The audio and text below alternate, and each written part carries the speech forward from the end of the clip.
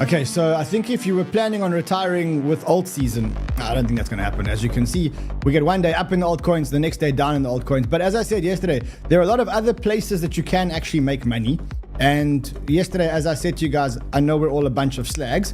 So today I'm going to show you some more places that you can make money, and probably as much money that you can make out of an Altseason. Because that's what we're going to do around here. If the market isn't providing us ways to make money in alts, we're going to look for other places to make money. That's what I'm going to show you today. Something in crypto where you can actually land up making a lot of money. So don't forget to obliterate the like button, as someone said over there. And let's get the show on the road.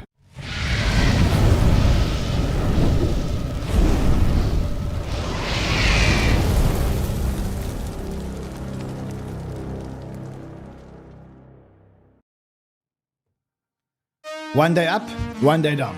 We get a green day, then we get a red day. And the reality is, for the last who knows how long, we've just stayed in exactly the same place when it comes to altcoins. Even though there is actually a lot of stuff actually happening on the market today, which I do want to discuss with you. I think the first thing is I want to show you a good place where you can actually make money. I think there's been some big news that should have pushed the markets in the last couple of hours, but the markets haven't responded yet. And I kind of believe that the markets will eventually land up responding to this big news. So yeah, that's pretty much what we're going to be talking about today. I see all the loyal people in the chat. Trading423 says, wake up Altseason. Bro, forget about Altseason. Hardest, can we turn the aircon a little bit colder? Because it's this tea that I, you know, this amazing concoction that I'm drinking, and it's making me hot. It's exactly what we discussed yesterday.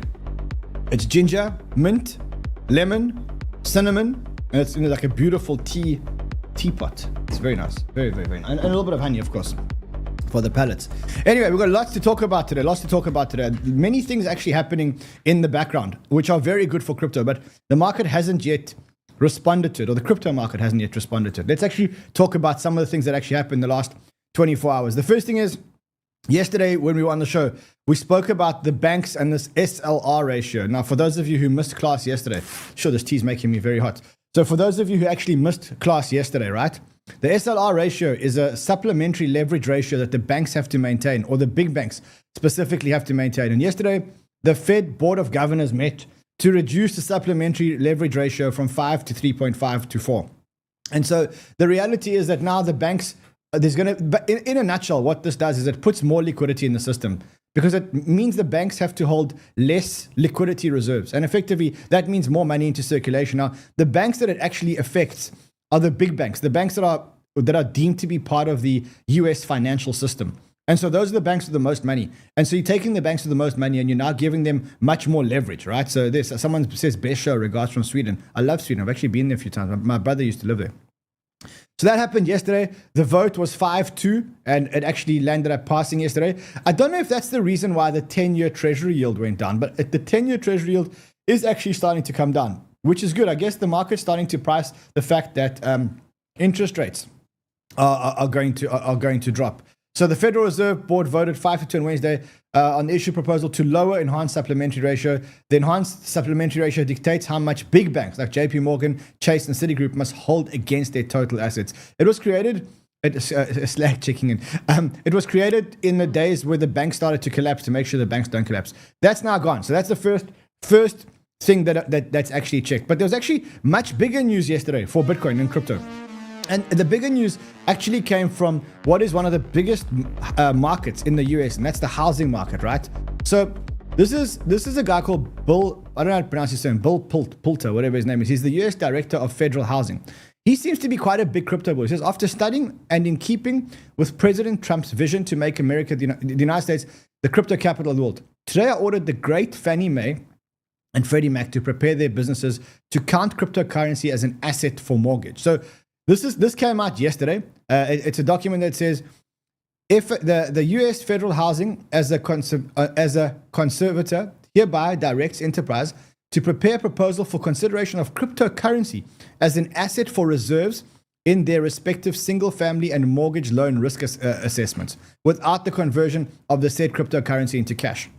What does this effectively mean? So first of all, who is Freddie and Fannie? Josh, do you know who Freddie and Fannie are? You don't know who Freddie and Fannie are? So Freddie and Fannie pretty much are two agencies that were actually set up by the United States and are actually controlled by the United States. And between them, they pretty much control the mortgage market in the United States. So what is their main function? They take mortgages from the banks. They buy the mortgages from the bank. So let's say you and I sign up for a mortgage at the bank. Then Fannie and Freddie buy the mortgages from the bank. And then they create these securities called mortgage-backed securities. Now, what they do by doing that is they take the mortgage off the bank's balance sheet and they give the banks money in response. But not only that, because these two agencies are part of the government, they were created by the government, and then they were actually taken back by the government during, I think it was 2008. So Freddie and Fannie, which have been under government control since the Great Recession, they buy mortgages to meet their risk criteria from the banks, which helps provide liquidity for the housing market. The two firms guarantee roughly half of the $12 trillion of US home loan mortgage. It's more than that. It's about 60%. So what does this mean? Effectively, what it means is that now when you have Bitcoin, it actually counts as part of your assets for mortgages, right? So in the old days, yesterday, before this, that's the old days, the good old days.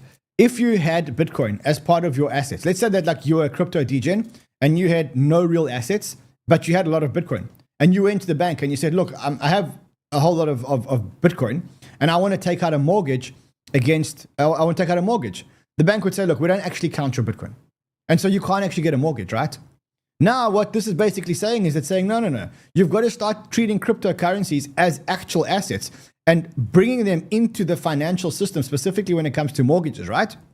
So what does it mean? It means you can walk into a bank, you can say to them, hey, I don't have any assets. All I've got is a bag full of Fartcoin, and I want to take a mortgage. And effectively what this mandate over here is saying is that you would have to do it, right? Now, at this stage, it's very, very early. They're talking about the crypto actually being on an exchange. And I understand why the crypto would need to be on an exchange, because they need to be able to liquidate your collateral if the price of Bitcoin goes down, if your collateral is not there. They need to have control of it. And right now, probably the only place in the US where they actually do have control is in exchange accounts. So right now, it's very, very, very early.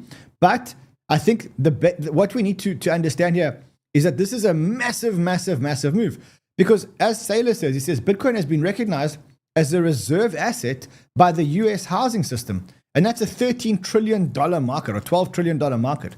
So it is a defining moment. And I'm pretty surprised that it didn't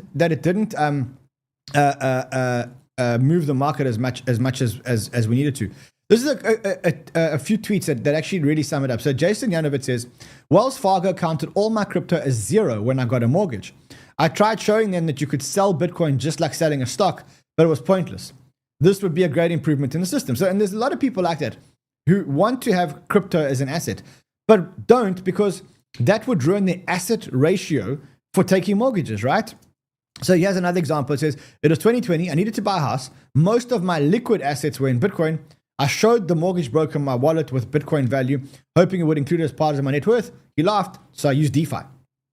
So another point. So up until now, if you only had Bitcoin and you wanted to buy a house in the US, the first thing you'd have to do is sell your Bitcoin.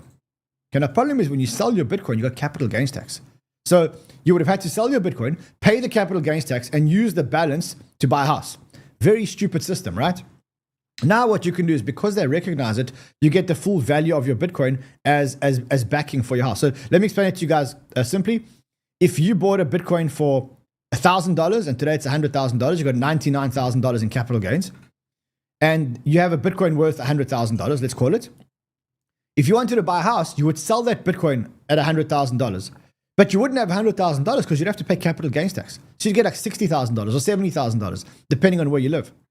Right now, they would count it as $100,000 so that you can take out a mortgage. So we've now, yesterday, inadvertently, we actually got Bitcoin snuck into the global financial market. Now, I love this meme, because this is this meme. It's like Americans applying for a mortgage.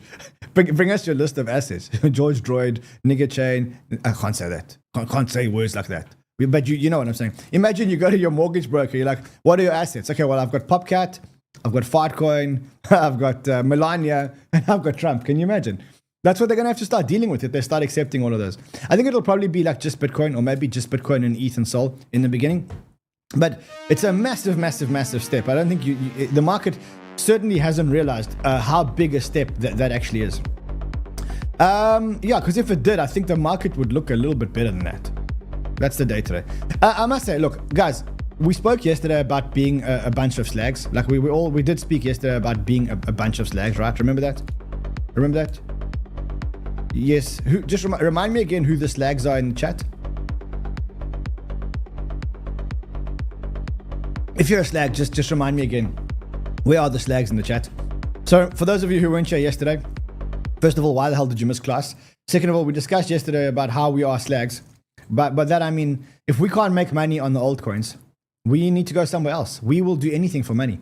If we can't make altcoins, we'll go and trade equities. And if we can't make money in equities, then we'll trade meme coins. And if we can't make money in meme coins, we'll trade ETF. We will trade anything for money. We will trade anything for money.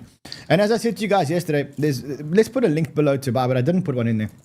But if you are a slag and you want to trade anything, then you can do it on Bybit. There is another place where you can actually make money. And I want to talk to you about that place where you can actually make money, because it's a big narrative that's actually, I see there's some Ripple news coming out. Let's just see.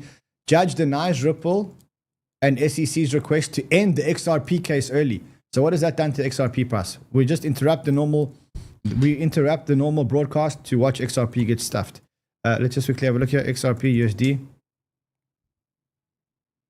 Down 1.9%, nothing. Okay, good for the XRP holders. So let's talk about this narrative where you can actually make money, because you are a bunch of slags, and we're all a bunch of slags. So we'll talk about this narrative where you can actually make money, and I want to show you all the different places you can make money, because it's not necessarily the obvious places where you can make money, right? So let's show you. Let me show you what it is. So the reason why I'm talking about this today is because there's a massive war that is coming up in this industry, in what they call prediction markets, right? So for those of you who don't know what prediction markets are, this is prediction markets. Basically, what you do is you can bet on any prediction in the whole world, right? So like literally, look at all these different predictions that you can bet on. You can bet on literally anything, and you can actually make a lot of money. So I'll give an example. Okay, let's take new bets. Okay, so you can even take a bet on 1,350 measles cases in the US before end of August. Now, people are saying there's a 58% chance that if you believe that it's a yes, you press yes, and you can actually take a bet. Now, if at the end of the period, now here the period would be end August, this actually happens, you'll end up getting paid. So you can literally bet on anything. So you can bet on whether Trump will say fuck again in June.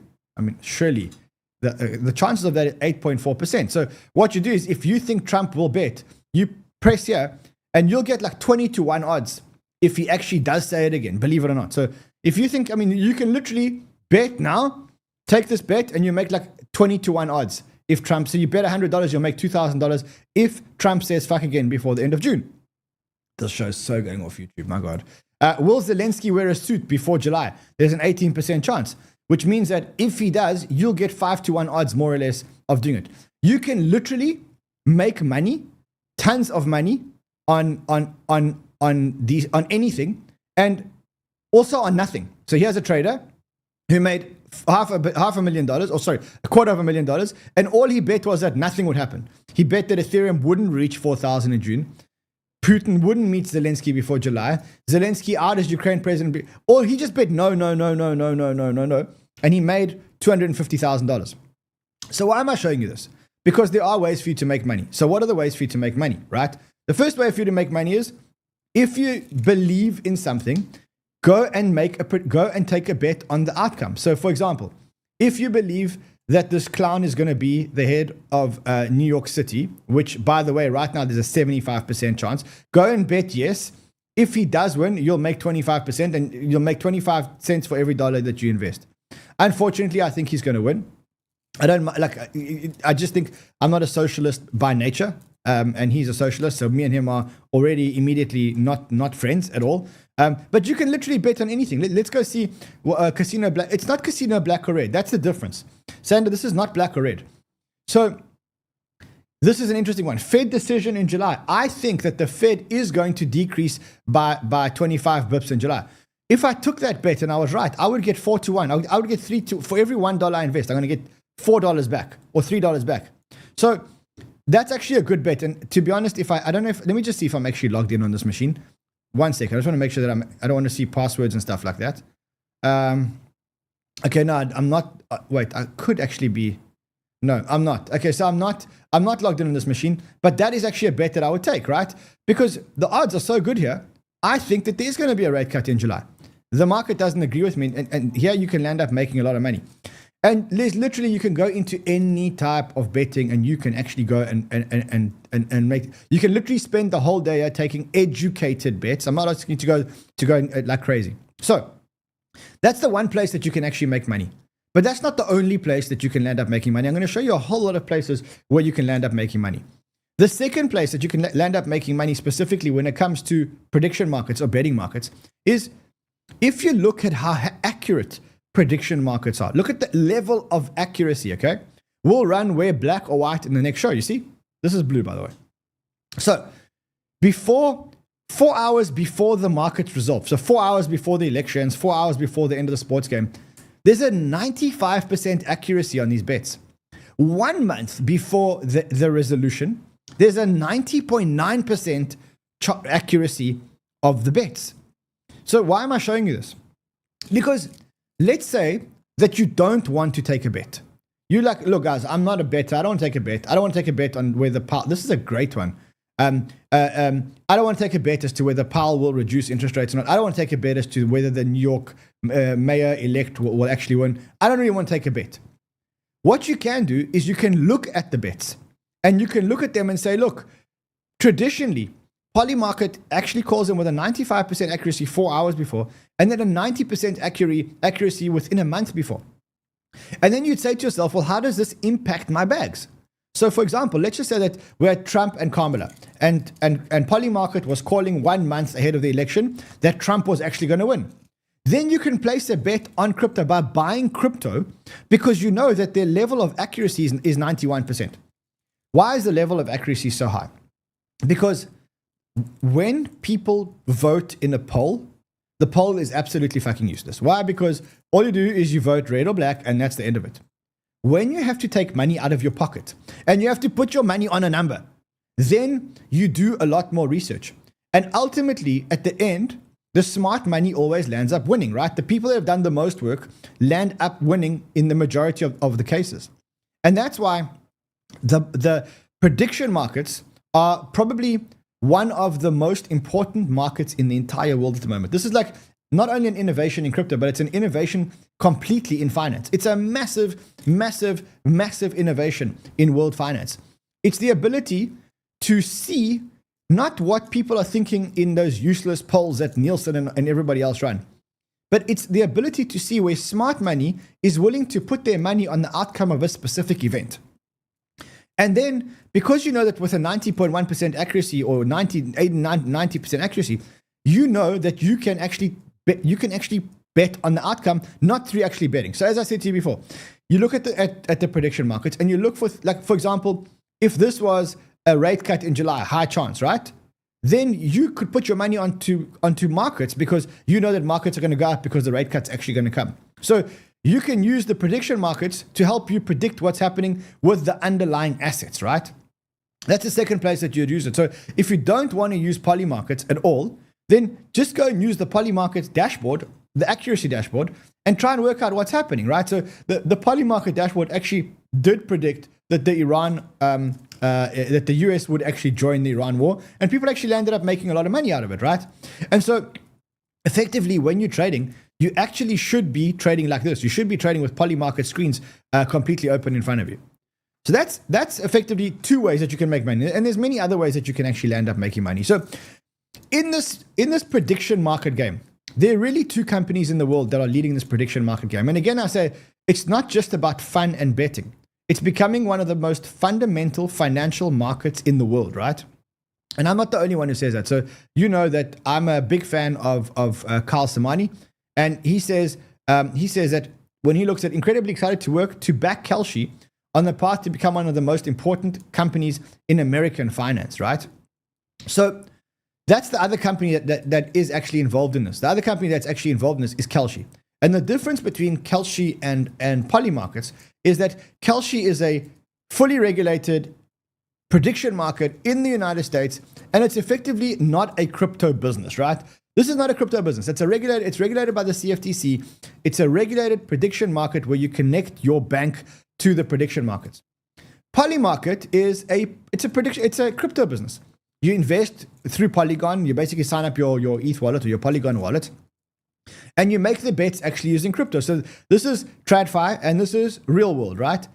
So those are the two companies. And then, so they both the companies actually announced raises. So Polymarket announced that they're raising $200 million at a valuation of $1 billion. And the leading investor who wrote a $50 million check is Founders Fund. And the second one is 𝗙𝗪𝗓. They announced that they raised $100 million at a $2 billion valuation. So 𝗙𝗪𝗓 seems to be slightly bigger, basically. Polymarkets has a partnership with Twitter. They announced a partnership with Twitter, with X, and that's a big step towards making X the new world financial app, right? So in the new world financial app, you want new world, what's it called? New world technologies and new world financial systems. And that's why these guys are now integrating into the Twitter app. And of course, they may be, because they're crypto native, they may actually be an airdrop. So 𝗙𝗪𝗓 is the US regulated, CFTC regulated prediction market. They do exactly the same thing. If you want to understand how big they are in size, so 𝗙𝗪𝗓 has a lot more markets. Polymarket has more markets, but more volume. People seem to want to gamble with their crypto. So Polymarket has a lot more volume than 𝗙𝗪𝗓. And obviously, yeah, because they have more volume, they have more betting interest coming out there. So Polymarket is the bigger of the two in terms of open interest. I think in terms of regulation, probably sounds to me like 𝗙𝗪𝗓 is the most thing. Someone did a little comparison here. He said, look, when he compared 𝗙𝗪𝗓 and Polymarkets, 𝗙𝗪𝗓 is easier. Why? Because he said, I hate bridging to Polygon, paying fees on MoonPay for Polymarket. He says Polymarket just lets you connect to your bank account. Also, I'll show you in a second how they actually get their data. But I think that they've both got quite cool personas on Twitter, so you can see like that's You were criticizing the Federal Reserve Chair before coming to this summit. Yeah, I think he's terrible. I was wondering if you've begun interviewing different... What they're doing is they're keeping up with world events. That's the Instagram page. They have 190,000 followers. And you can see that they basically just keep posting world events. That's 𝗙𝗪𝗓's one. Also just keep posting world events, etc. So how do you make money out of this? Well, there's a couple of ways that you can actually make money out of this. And this is what I want to go through. The first thing is go and take bets on Polymarket. It's a lot of fun and it's actually real betting. And if you've got some educated bets, like I think that the Fed will reduce interest rates by 0.25 in July, then maybe you'll end up making money and you can make 4 times your money in the span of a month. Okay, that's big money. That's more money than you can make on altcoins, right? Unless you're part of frontrunners, in which case you'll make more money in frontrunners. But you know what I'm saying. The second place that you can make money is actually using the predictions to guide your buying opportunities. And you know that the predictions a month before have usually got a 90.1% accuracy. The third place you can actually make money is actually investing in this meta. And I want to show you a few things where you can invest. Some of them are really, really, really stinky degen plays, and some of them are maybe a little bit more educated plays. So we'll talk about both the plays, right? Let's talk about let's talk about the bigger ones first, just to be I want to be a little bit more responsible. So let's talk about the bigger ones first. So there's a protocol called 𝗏𝗏. That's 𝗏𝗏 protocol, right? What is 𝗏𝗏 protocol? 𝗏𝗏 is effectively an oracle. What is an oracle? So an oracle, someone needs to inform Polymarket whether, let's look at, like, for example, let's look at this bet. Okay, so who would inform Polymarket whether the Fed decision in July is positive or negative, right? So who will inform, where do Polymarket actually get their final feed to decide whether a bet is positive or negative, who wins the bet, right? And The reality is what they need is they need an oracle. And the oracle that actually does this is an oracle called 𝗚𝗏. Okay, now what is 𝗚𝗏? It's a truth machine. What is an oracle? An oracle, they call this an optimistic oracle. Now, what is an optimistic oracle? An optimistic oracle assumes that the voters are right unless proven otherwise. It's optimistic. It always assumes that people are right. So a statement is proposed as true. A large natural language statement is submitted along with a bond. The bond acts as a bounty to dispute if anyone has evidence to the contrary. So for example, if I say to you, the Fed decision in July, let's go back to the Fed decision in June. I said, the Fed decision in June was neutral, and it was neutral. And I put a bounty and I said, the bounty is 100.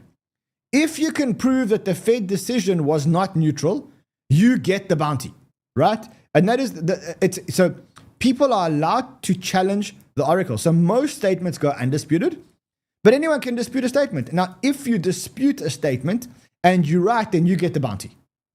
Okay, now that is an oracle. So let me give it to you in sports language. So let's say that you and I want to take a bet on a sports match. I bet Liverpool, you bet Manchester United. I bet Liverpool's going to win. At the end of the game, it's 1-0. Where does the prediction market actually get the data from to decide whether or not it's right? Well, they in this case, I propose that Liverpool wins 1-0. Then if Liverpool did win 1-0, no one's going to dispute that, because if they do and they're wrong, they lose their stake. And then if someone disputes it and says, well, no, you're actually wrong. Actually, Man United won. They will end up losing their stake because they weren't actually right. So this is 𝗚𝗏 protocol. This actually feeds into Polymarket. You can see 𝗚𝗏 optimistic oracle integration. Polymarket leverages 𝗚𝗏's optimistic oracle to resolve arbitrary questions permissionlessly. 𝗚𝗏's oracle allows contracts to quickly request and receive data information.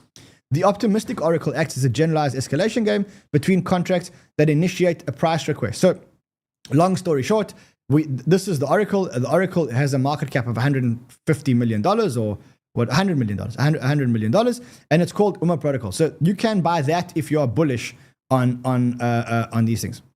The other things that you can buy is you can mess around with a whole lot of bots. So there's bots, there's 𝗕𝗘𝗀, there's 𝗕𝗑𝗪. Those are two trading bots that trade prediction markets. So that's 𝗕𝗑𝗪. 𝗕𝗑𝗪 has a market cap of $3.1 million. You see this little green candle over here? Do you know what that is? That's my researchers buying it because they knew I was going to talk about it on the show. And now they're getting rinsed. So, next one. So you can see what 𝗕𝗑𝗪, there's actually a nice demo here. So here we go. You can see 𝗕𝗑𝗪 taking a bet. It's a bot that takes trades on prediction markets. Watch this while I have some tea. Let's switch off the volume so we don't. Okay. You trade straight from X.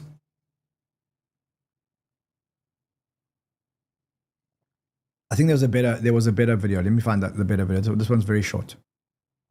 This one's very long. Let's see if we can. Okay, so you connect your wallet, and then you go to X, and you can say at 𝗕𝗑𝗪 $10 on this bet, and he actually bets from Twitter directly. So that's a bot that places a trade directly from the X timeline. The bot's name is 𝗕𝗑𝗪. There's 𝗕𝗘𝗀, which is similar. So again, these are quite low cap DJ and stinky bets. Remember, I said to you, some of the bets today we'll talk about are DJ and stinky bets. So there's 𝗕𝗘𝗀. Then so we spoke about 𝗕𝗘𝗀. We spoke about 𝗕𝗑𝗪. There's 𝗚𝗏. There's 𝗚on, which is it uses a BitTensor subnet to actually place agentic bets on this thing. That's another one of these. And then the last one that we've got is it's not exactly, it doesn't really do prediction markets, but it's AI to predict sports results. It's called DKing. You can see it over here. It's a $20 million. We spoke about this one before.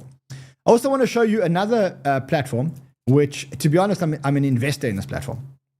And what this platform actually does is it's called 𝗕𝗏𝗄 predictions. And what it does is it allows, right now you can't do crypto yet, but it shows you all various sports matches. And then you can see the different AI platform predictions. So for example, I mean, I don't know what this category is. Okay, it's probably Major League Baseball. And it's the Twins versus the Mariners. And these are all the different AI models. and what they're predicting. So this model, for example, predicts with a 58.64% accuracy, which is quite high actually in sports. And you can actually get them. I don't know if I'm actually registered. I'm not registered. You actually get predictions. So this is a whole bunch of AI models predictions for certain sports games, right? So you would use the AI model to help you place a prediction on Polymarket, right? So let's say you go to Polymarket Sport and you find okay, let's just say Major League Baseball, and we find that specific game. Let's just quickly see what that specific game was. Twins versus Mariners. Okay, let's see if there is a prediction market for Twins versus Mariners. I don't know anything about this shit, to be honest. Yeah, Twins versus Mariners. Okay, now you can see that the Mariners have a 48% chance of winning, and the it's not exactly right like that, but it's a 48-53, which means the favorite. So essentially, these are the favorites right now. Now, what you can do is you can actually go and view AI models, because AI models are crunching all the data. So they go to 4C predictions, and you can get predictions from the different AI models before you actually place your bet.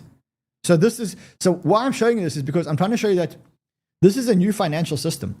And in this new financial system, it's not only about the platform itself, but it's about all the bots and all the agents and all the derivatives on the actual platform itself. And as I said to you, I am an investor in this company called 4C. And what they do is they help humans use AI to make predictions. And soon, have they started with Bitcoin already? I didn't actually know they even started with Bitcoin. Oh, wow. They actually started with Bitcoin. Wow. Okay, so I didn't know that. So they're predicting this. Okay, I'm not logged in. So live price predictions for the next 7 days. They're predicting. Is this? I don't know if it's just predicting. Okay, I can't get the prediction because I'm not logged in. Wait, let me try and log in. Hold on a second. Hold on a second. Maybe somehow I can log in.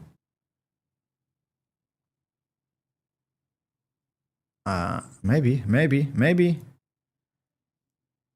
We're in business, baby. We're in business. Here we go. We're in business. Here we go. So as you can see, they are predicting down at least 1.37% in the next 7 days. And this model has a 59.62% accuracy. So you can go and look at all the different AI models and see what they are predicting with what level of accuracy, right? So this is the most accurate model. This is the second most accurate model. And you can do the same thing for sport. Let me actually just go to sport, because now we can actually view the predictions. So this, okay, here we go. So this model predicts between the Twins and the Mariners that the winner will be the Mariners. I don't understand this shit. Overs, unders, that's not my, that's above my pay grade. Josh, do you know how to do sports betting? Overs and unders. Overs. Hold on, let's find a sport that we actually care about. Oh, is it only baseball and crypto? Can't only be baseball, bro. MLB, NBA, NFL. Where's Premier League? I understand Premier League, but I think the Premier League it's off. The season's over, so it's not going to happen. But you get the idea. There's a new financial system. It's called prediction markets. You can end up making a lot of money there. How do you make money? You can bet on the market. You can use the market's prediction to place bets on the final outcome. In other words, if the Fed's going to cut interest rates, bet on markets. Or you can just take bets on the different alpha plays like Flipper, 𝗙𝗘𝗧, 𝗚𝗏, Aeon, Deking, and there's a whole lot of these. I just wanted to show you a few of them. You can go and check them out yourself. We'll leave a link to the spreadsheet below. Otherwise, it doesn't look like the market's going to move today. So I'll see you guys again tomorrow. Until then, trade well, my friends.